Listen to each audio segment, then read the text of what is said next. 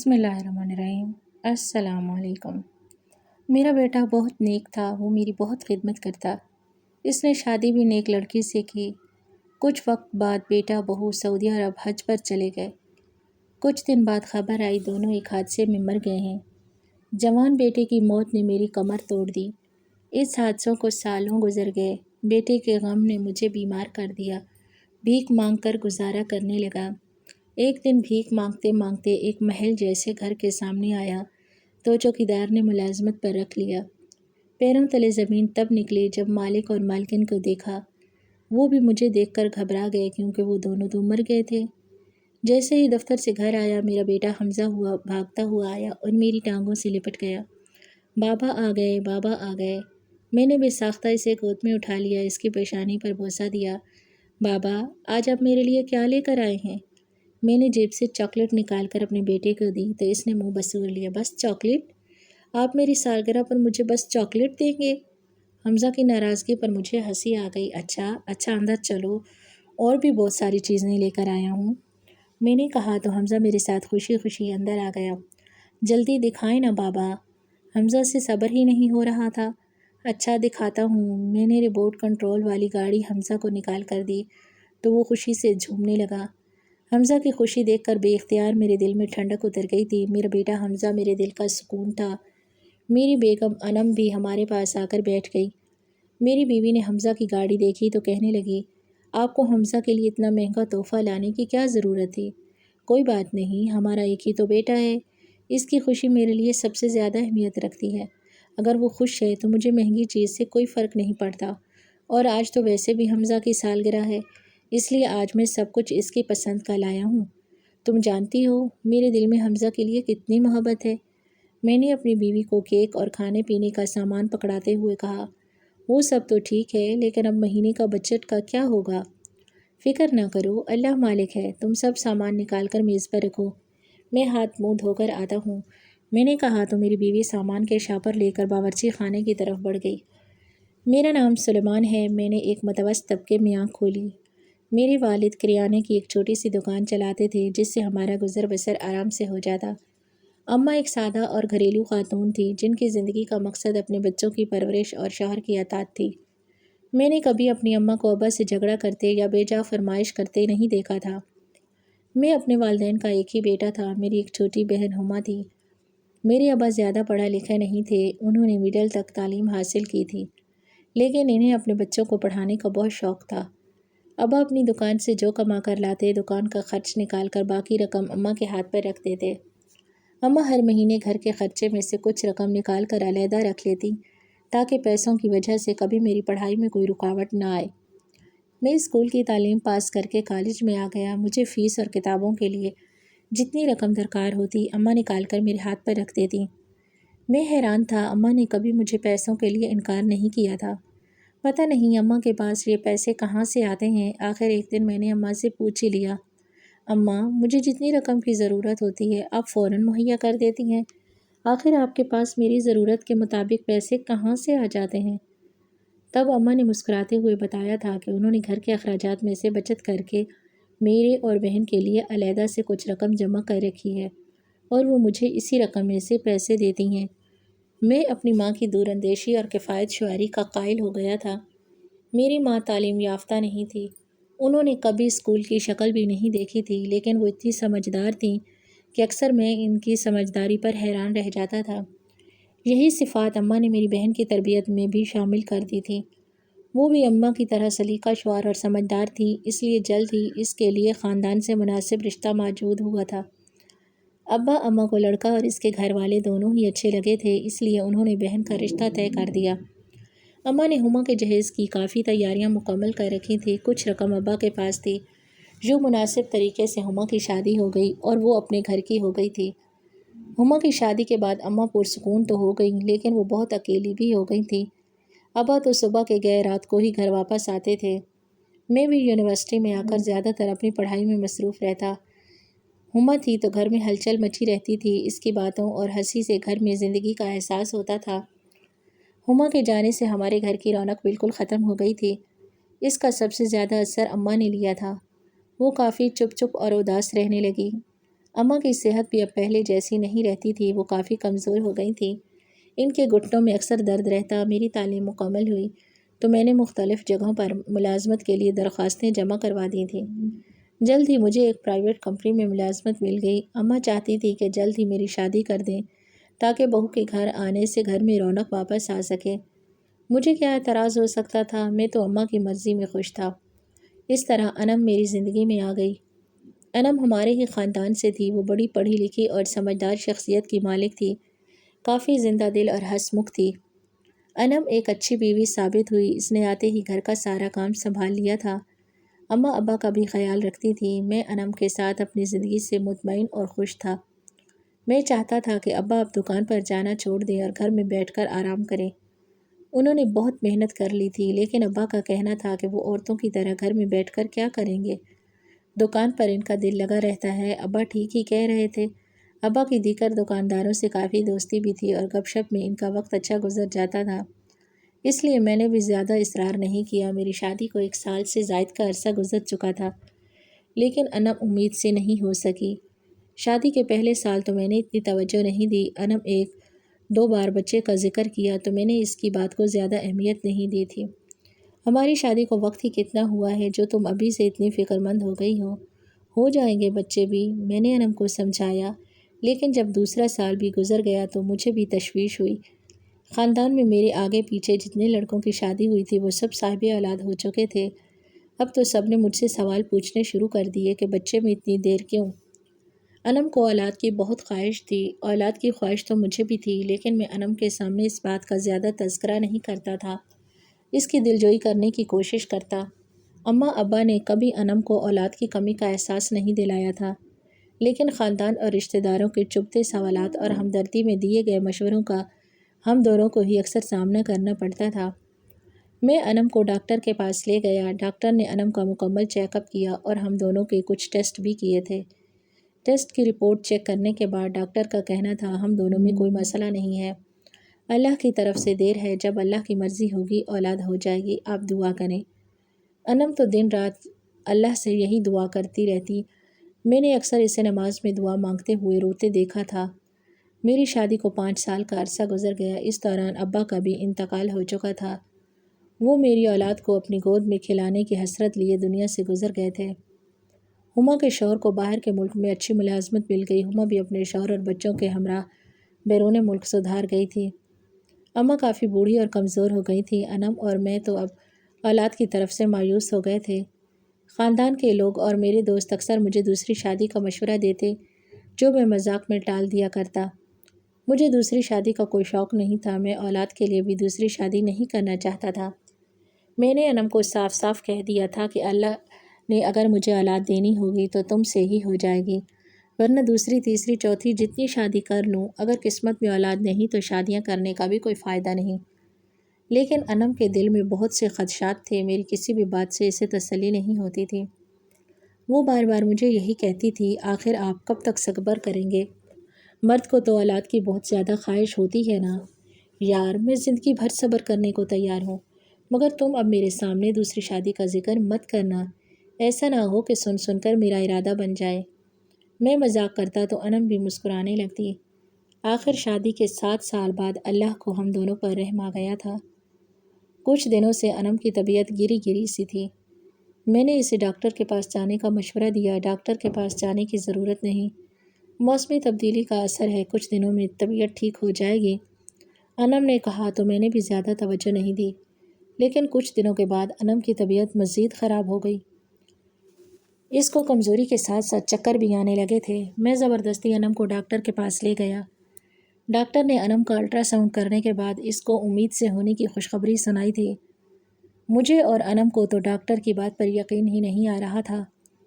میں ہکا بکا ڈاکٹر کی شکل دیکھ رہا تھا۔ کیا یہ سچ ہے ڈاکٹر؟ انم نے لرزتی آواز میں پوچھا۔ جی ہاں، بالکل سچ ہے، ڈاکٹر نے مسکرا کر جواب دیا تو میری آنکھوں میں آنسو آ گئے تھے۔ انم تو زار و قطار رو رہی تھی۔ ہم دونوں کی خوشی کی کوئی انتہا نہیں تھی۔ میرا بس چلتا تو چیخ چیخ کر پوری دنیا کو بتا دیتا کہ میں باپ بننے والا ہوں۔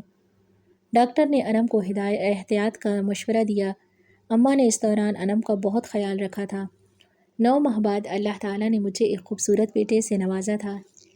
میں نے اپنے بیٹے کا نام حمزہ رکھا۔ جب حمزہ کا ننھا سا وجود میری گود میں آیا تو میرے دل میں اس کے لیے محبت کا ایک طوفان تھا۔ میں گھنٹوں بیٹھا اسے تکتا رہتا۔ آج مجھے سمجھ آیا تھا کہ اولاد کی محبت کیا ہوتی ہے۔ سنا تھا کہ ماں اپنی اولاد سے باپ سے زیادہ محبت کرتی ہے، لیکن میں حمزہ کی محبت میں تو انم کی ممتا کو بھی مات دے دی تھی۔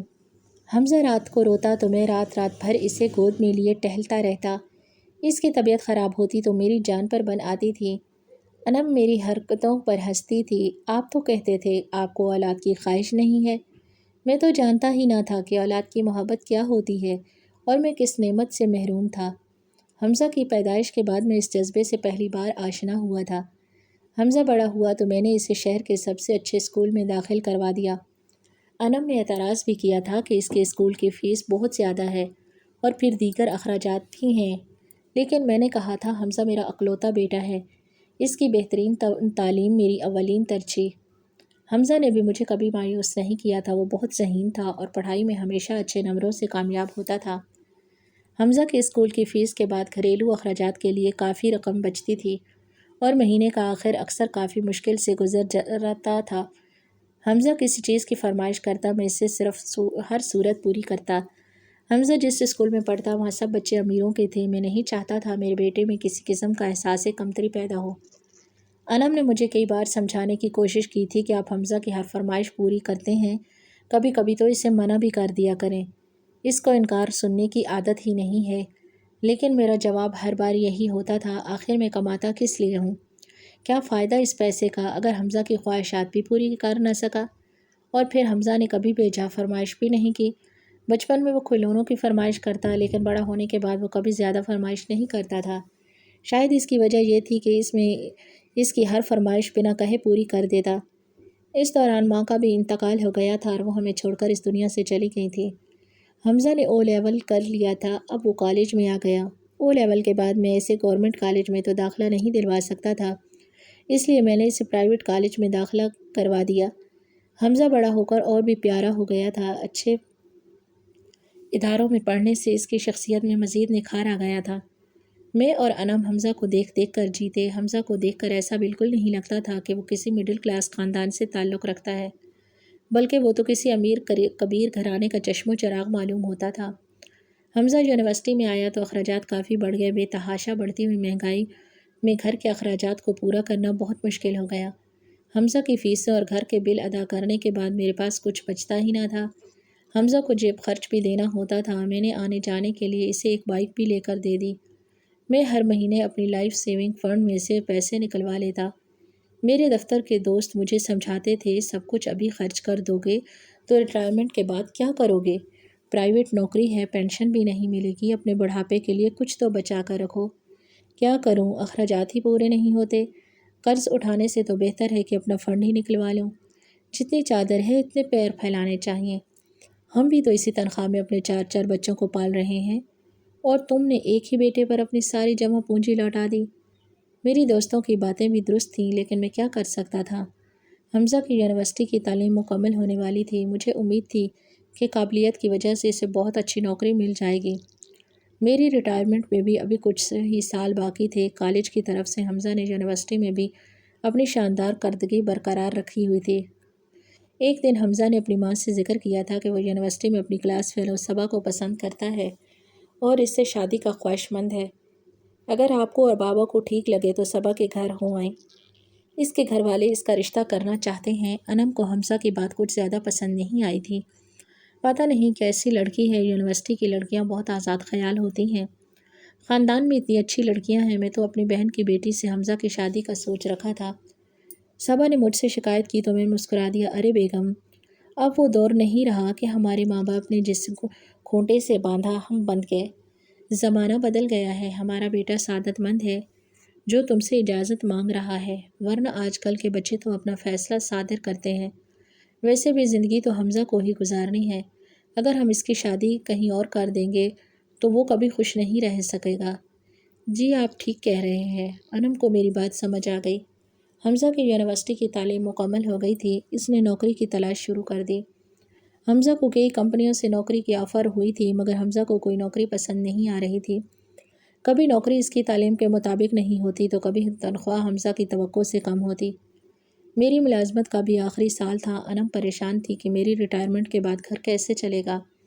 میں نے حمزہ کو سمجھانے کی کوشش کی تھی، کہیں سے تو شروعات کرنی ہوتی ہے نا بیٹا، اتنی کم تنخواہ میں میرا گزارا نہیں ہو سکتا بابا، میں کوشش کر رہا ہوں، جلد ہی کوئی اچھی ملازمت مل جائے گی، آپ فکر نہ کریں۔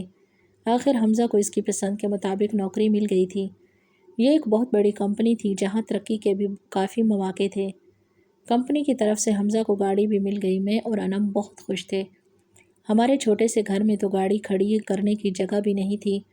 حمزہ کا کہنا تھا کہ یہ گھر بیچ کر کسی اچھی جگہ گھر کرائے پر لے لیتے ہیں۔ میں یہ گھر بیچنا نہیں چاہتا تھا۔ اس گھر میں میرا بچپن گزرا تھا، میری سب یادیں اسی گھر سے جڑی تھیں۔ لیکن حمزہ کی بات بھی درست تھی، حمزہ کو اتنا پڑھا لکھا کر کنویں کا مینڈک تو نہیں بنا سکتے تھے۔ میں نے اپنا گھر بیچ دیا اور حمزہ نے اپنی پسند کے مطابق ایک پوش علاقے میں جدید طرز پر بنا مکان کرائے پر لے لیا تھا۔ حمزہ کو نوکری ملتے ہی صبا کے گھر والوں نے شادی کا مطالبہ کر دیا۔ یوں ہم نے حمزہ اور صبا کی شادی کر دی۔ صبا اچھی بچی تھی، وہ میرا اور انم کا بہت خیال رکھتی تھی۔ انم کا صبا کے ساتھ بہت دل لگ گیا تھا۔ میں نے خدا کا شکر ادا کیا کہ میں اپنی تمام ذمہ داریوں سے فارغ ہو چکا تھا۔ میں اپنے دفتر سے ریٹائرڈ ہو گیا۔ مجھے دفتر سے کوئی رقم نہیں ملی تھی، میں اپنا تمام فنڈ تو پہلے ہی نکلوا کر خرچ کر چکا تھا، اب مجھے رقم کی ضرورت بھی نہیں تھی۔ حمزہ اچھا کما رہا تھا، گھر کی تمام ذمہ داری اٹھا رہا تھا، میں خوش تھا اور اب صرف آرام کرنا چاہتا تھا۔ مگر یہ خوشی اور اطمینان بھری زندگی مجھے راس نہیں آئی تھی۔ اچانک انم کی طبیعت خراب رہنے لگی۔ حمزہ بہترین ڈاکٹر سے انم کا علاج کروا رہا تھا، مگر کوئی فرق نہیں پڑ رہا تھا۔ اس کی طبیعت دن بدن بگڑتی جا رہی تھی اور اسی بیماری کے دوران ایک دن انم کا انتقال ہو گیا۔ میری تو دنیا ہی اجڑ گئی تھی۔ انم ایک بہترین رفیق حیات اور میری دکھ سکھ کی ساتھی تھی۔ اس نے زندگی میں کافی تنگی برداشت کی تھی اور بہت سی قربانیاں دی تھیں۔ جب اچھا وقت آیا تو وہ مجھے چھوڑ کر ہمیشہ کے لیے چلی گئی تھی۔ انم کی وفات نے مجھے بہت غمزدہ اور اداس کر دیا تھا۔ میں ہر وقت انم کو یاد کرتا رہتا۔ حمزہ بھی ماں کے انتقال سے بہت اداس تھا، وہ بار بار ماں کو یاد کرتا تھا۔ رفتہ رفتہ حمزہ تو اس غم کو کسی حد تک فراموش کر چکا تھا، مگر انم کو بھلانا میرے بس کی بات نہیں تھی۔ عمر کے اس حصے میں مجھے اس کی سب سے زیادہ ضرورت تھی۔ میں بالکل تنہا اور اکیلا رہ گیا تھا۔ میں گھنٹوں تنہائی میں بیٹھا ماضی کو یاد کرتا رہتا۔ زندگی کی مصروفیات نے کبھی مجھے انم کے ساتھ بھرپور طریقے سے لطف اٹھانے کا موقع ہی نہیں دیا تھا، اور جب فراغت نصیب ہوئی تو وہ مجھے چھوڑ کر چلی گئی تھی۔ شاید اسی لیے کہتے ہیں کہ زندگی کے ہر لمحے کو درست وقت پر لطف اٹھانا چاہیے، کیونکہ بعد میں ہمارے پاس وقت اور پیسہ تو ہوتا ہے مگر وہ رشتے موجود نہیں ہوتے۔ میرے ساتھ بھی یہی ہوا تھا۔ جب میرے پاس انم کے ساتھ گزارنے کے لیے بہت سا وقت تھا تو وہ مجھے چھوڑ کر چلی گئی تھی۔ حمزہ اور اس کی بیوی میرا بہت خیال رکھتے تھے اور میری دلجوئی کرنے کی ہر ممکن کوشش کرتے تھے، مگر وہ انم کا نعم البدل تو نہیں ہو سکتے تھے۔ حمزہ تو سارا دن دفتر میں سر کھپا کر رات کو ہی واپس آتا، پھر بھی وہ میرے پاس بیٹھتا، میرا حال چال پوچھتا تھا، لیکن میں اسے آرام کرنے کے لیے کمرے میں بھیج دیتا۔ میں سارا دن بستر پر پڑے رہنے گزار دیتا تھا۔ حمزہ نے مجھے نئے ماڈل کا جدید فون لا کر دیا، لیکن میں نے ساری زندگی کسی سے اتنا گہرا تعلق ہی نہ بنایا تھا کہ اب میں فون پر اس سے گفتگو کرتا۔ کبھی کبھی ہما اور اس کے بچوں سے بات ہو جاتی تھی۔ حمزہ کی کمپنی کی طرف سے ہر سال 5 افراد کو حج پر بھیجا جاتا تھا۔ حمزہ کو بھی اس سال اس کی بیوی کے ساتھ حج پر بھیجا جانا تھا۔ ان کا تمام خرچہ کمپنی ہی برداشت کر رہی تھی۔ حمزہ نے کہا تھا، بابا ابھی میرے پاس اتنے پیسے نہیں کہ آپ کو بھی اپنے ساتھ حج پر لے جا سکوں، لیکن جیسے ہی میں سیٹ ہو جاؤں گا آپ کو ضرور حج کرواؤں گا۔ میں نے خود بھی تو کچھ پیسہ نہیں بچایا تھا ورنہ آج میں حمزہ کے ساتھ چلا جاتا۔ حمزہ چلا گیا تو گھر پر میں اکیلا رہ گیا تھا۔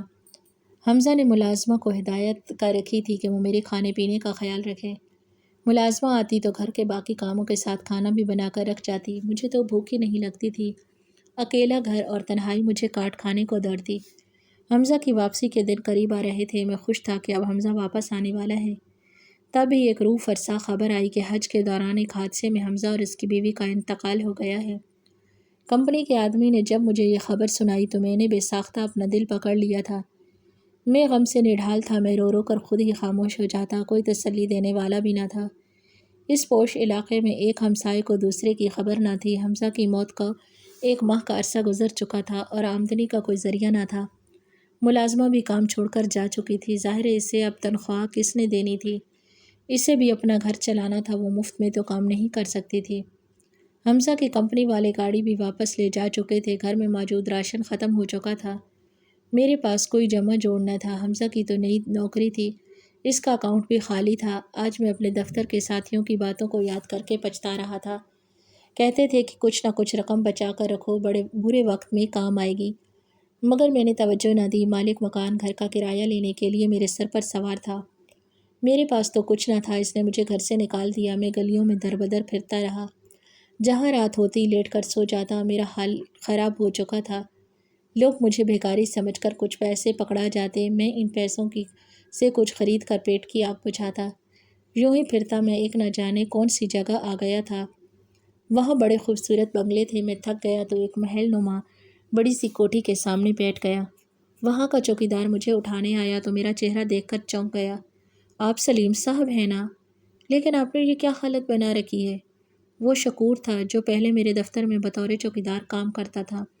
ہاں شکور، جوان بیٹے کی موت نے مجھے اس حال تک پہنچا دیا۔ میں نے اسے اپنا تمام احوال سنا دیا۔ میرے حالات جان کر وہ اداس ہو گیا۔ سلیم صاحب، اس کے گھر کے مالک کو ایک چوکیدار کی ضرورت ہے جو گیٹ کھول اور بند کر سکے۔ اتنا کام تو آپ کر لو گے نا؟ باقی کرسی پر ہی بیٹھنا ہے، یہاں زیادہ کوئی آتا جاتا بھی نہیں۔ میں نے اس بات میں سر ہلا دیا۔ شکور نے مجھے ملازمت پر رکھ لیا تھا۔ دن کو میں گیٹ پر رہتا، رات کو شکور ڈیوٹی دیتا۔ ایک دن میں نے صاحب کے لیے گیٹ کھولا تو گاڑی سے اترتے ہی آدمی کو دیکھ کر چونک گیا تھا۔ وہ ہو بہو میری حمزہ کی شکل کا تھا۔ میرے منہ سے بے ساختہ حمزہ نکلا تو اس نے ایک دم مڑ کر مجھے دیکھا۔ وہ مجھے دیکھ کر گھبرا گیا اور تیزی سے اندر چلا گیا۔ میں اسے پہچاننے کی غلطی نہیں کر سکتا تھا۔ میں فوراً اس کے پیچھے گھر کے اندر چلا گیا۔ سامنے ہی حمزہ کے ساتھ صبا کو دیکھ کر میں سکتے میں رہ گیا۔ مجھے کھڑے ہونے کی ہمت بھی نہیں تھی۔ میں پاس پڑے صوفے پر ڈھہ سا گیا۔ حمزہ میرے قدموں میں بیٹھا زاروں قطار رو رہا تھا۔ میرا دماغ جیسے سن ہو گیا۔ یہ سب کیا ہے حمزہ؟ بابا، مجھ سے بہت بڑی غلطی ہو گئی۔ آپ نے بچپن سے لے کر جوان ہونے تک مجھے شہزادوں کی طرح پالا۔ آپ ہر چیز میرے کہے بغیر ہی میرے سامنے لا کر ڈھیر کر دیا کرتے تھے، لیکن پھر بھی میری بہت سی خواہشات تھیں جو میں پوری کرنا چاہتا تھا۔ میں نے تعلیم مکمل کی تو آنکھوں میں بہت سے خواب تھے، لیکن میں نہیں جانتا تھا کہ عیاشی تو باپ کی کمائی پر ہوتی ہے، اپنی کمائی سے تو محض ضروریات پوری ہوتی ہیں۔ میں جو کماتا وہ تو گھر کے کرائے، راشن، گاڑی کے خرچے اور بلوں کی ادائیگی میں ہی چلا جاتا۔ میرے ہاتھ تو کچھ نہ بچتا۔ کئی مہینوں میں نے ایک شرٹ بھی نہیں خریدی تھی۔ اسی دوران کمپنی کی طرف سے مجھے اور صبا کو حج پر بھیجا گیا۔ حج کے دوران ایک نوجوان جوڑا علی اور مہر بھی ہمارے ہمراہ تھے۔ وہ بہت امیر کبیر لوگ تھے، یورپ میں ان کا کاروبار تھا۔ میری اور صبا کی ان سے کافی دوستی ہو گئی۔ ہم جہاں جاتے ساتھ جاتے۔ ان لوگوں نے ہمیں بتایا تھا وہ کچھ مہینے پہلے ہی یورپ سے پاکستان میں شفٹ ہوئے ہیں۔ مہر کا تو آگے پیچھے کوئی نہ تھا۔ علی کا ایک بھائی تھا جو کسی اور ملک میں اپنے کاروبار کا مالک تھا۔ علی یورپ میں اپنے والدین کے انتقال کے بعد پاکستان آ گیا تھا۔ انہوں نے بتایا تھا یہاں انہیں کوئی بھی نہیں جانتا اور نہ ہی ان کا یہاں کوئی رشتہ دار ہے۔ وہ خوش تھے کہ ہماری جان پہچان ہو گئی اور پاکستان جا کے بھی ہم ملتے رہیں گے۔ لیکن حج کے دوران کرین گرنے سے وہ دونوں اللہ کو پیارے ہو گئے تھے۔ میں اور صبا ان سے کچھ فاصلے پر تھے، اس لیے ہم بچ گئے۔ میں لالچ میں آ گیا تھا۔ میں نے جلدی سے ان کے کاغذات اور پاسپورٹ اپنے پاسپورٹ سے تبدیل کر لیے تھے۔ سب کو یہی لگا کہ میرا اور صبا کا انتقال ہو گیا ہے۔ میں ان کی جگہ اس گھر میں آ کر عیش و عشرت کی زندگی گزارنے لگا۔ ان کے بینک اکاؤنٹ سے پیسے نکلوا کر اپنی خواہش کو پورا کرتا تھا۔ میں نے آپ سے بھی اس لیے رابطہ نہیں کیا کہ کہیں کسی کو ہمارے اوپر شک نہ ہو جائے، لیکن اتنی دولت حاصل کرنے کے بعد بھی مجھے سکون نہیں ملا۔ مجھے راتوں کو نیند نہیں آتی تھی۔ اماں خواب میں مجھے ناراض دکھائی دیتی تھیں۔ وہ دونوں میاں بیوی علی اور مہر مجھے اکثر راتوں کو اس گھر میں چلتے پھرتے ہنستے دکھائی دیتے ہیں۔ سبب بھی ہر وقت مجھے ملامت کرتی ہے۔ میں افسوس اور ندامت میں مبتلا تھا، اپنی حرکت پر پچھتا رہا تھا، لیکن اگر میں کسی کو بتاتا تو پولیس مجھے فراڈ کے الزام میں گرفتار کر کے لے جاتی۔ اسی ڈر سے میں خاموش رہا۔ ایک دن میں چہرہ چھپا کر آپ سے ملنے پرانے گھر گیا، لیکن وہاں تو کوئی اور لوگ ہی رہ رہے تھے۔ انہوں نے بتایا کہ وہ نہیں جانتے کہ آپ کہاں ہیں۔ تب سے میں بہت پریشان تھا۔ اللہ نے مجھے اولاد کی خوشی دی، لیکن میرا بچہ نہ بچ سکا۔ پیدا ہونے کے فوراً بعد ہی اس کا انتقال ہو گیا۔ جب سے میں نے اپنے نومولود بچے کو اپنے ہاتھوں سے دفنایا ہے مجھے سمجھ آ گئی کہ والدین کی محبت کیا ہوتی ہے۔ مجھے معاف کر دے بابا، مجھے سمجھ آ گئی ہے کہ اصلی سکون چیزوں اور دولت میں نہیں بلکہ سچائی میں ہے، اپنے رشتوں کے ساتھ ہیں۔ مجھے معاف کر دے بابا، میں نے حمزہ کو معاف کر دیا تھا، میں اس سے ناراض رہ بھی نہیں سکتا تھا۔ میں نے بینک سے معلومات لے کر علی اور مہر کے رشتہ داروں کی تلاش شروع کر دی تھی۔ جلد ہی علی کے بھائی سے میرا رابطہ ہو گیا اور وہ پاکستان آ گیا تھا۔ میں نے تمام صورتحال اس کے سامنے رکھ دی۔ بھائی کی موت نے اسے غمزدہ کر دیا تھا، تاہم اس نے حمزہ کے خلاف قانونی چارہ جوئی نہیں کی تھی۔ جتنی رقم حمزہ خرچ کر چکا تھا وہ اس کے لیے کچھ معنی نہیں رکھتی تھی۔ حمزہ نے اس نئے سرے سے زندگی کا آغاز کیا۔ مجھے خوشی تھی کہ صحیح وقت پر حمزہ کو عقل آ گئی تھی۔ دوستو، کیسی لگی آپ کو ہماری کہانی؟ آج کی کہانی کمنٹ باکس میں اپنی قیمتی رائے کا اظہار ضرور کیجیے گا۔ کہانی اچھی لگے تو ویڈیو کو لائک کریں اور چینل کو سبسکرائب کریں۔ شکریہ۔ اللہ حافظ۔